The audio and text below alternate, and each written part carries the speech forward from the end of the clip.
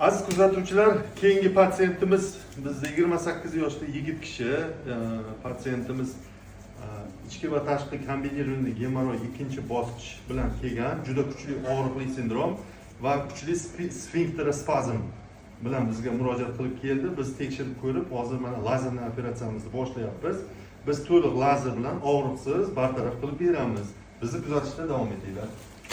Akbar, qalay, kayfiyat? Yaxshimi? Jurmi? Молодец. Aziz kuzatuvchilar, bugungi mana ikkinchi operatsiyamiz gemoroy kasalligi bo'yicha lazerli operatsiyamizni tugatdik. Barcha gemoroy tugunlarini lazer bilan biz to'liq bartaraf etdik. Umuman og'riqsiz bajarildi lazerli operatsiyamiz. Natijasi mana ko'rib turganingizdek, mana ukamiz juda ham yaxshi ahvoli. Uyga mana bemalol javob beryapmiz, uyga o'zi keta oladi. Qanday bo'ldi? Boshqa bemorlarga lazerli operatsiyani tavsiya qilarmisiz? Tavsiya qilaman. Aziz kuzatuvchilar, bizni kuzatishda davom etinglar. Biz sizlarga lazerli operatsiyalarimizning natijalarini ko'rsatib boramiz.